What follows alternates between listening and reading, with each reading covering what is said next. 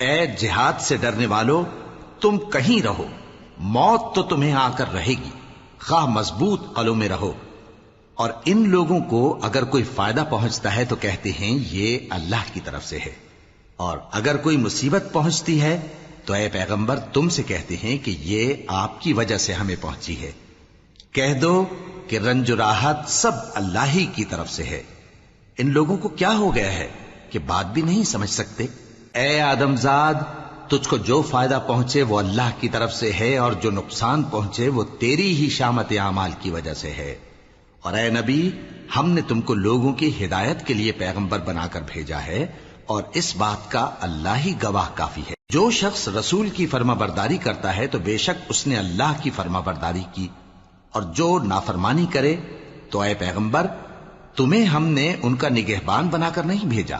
اور یہ لوگ منہ سے تو کہتے ہیں کہ آپ کی فرما برداری دل سے منظور ہے، مگر جب تمہارے پاس سے چلے جاتے ہیں تو ان میں سے بعض لوگ رات کو تمہاری باتوں کے خلاف مشورے کرتے ہیں، اور جو مشورے یہ کرتے ہیں اللہ ان کو لکھ لیتا ہے۔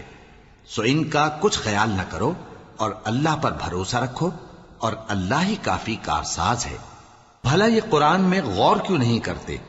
اگر یہ اللہ کے سوا کسی اور کا کلام ہوتا تو اس میں وہ بہت سا اختلاف پاتے، اور جب ان کے پاس امن یا خوف کی کوئی خبر پہنچتی ہے تو اسے مشہور کر دیتی ہیں، حالانکہ اگر اس کو پیغمبر اور اپنے ذمہ داروں کے پاس پہنچاتے تو تحقیق کرنے والے اس کی تحقیق کر لیتے۔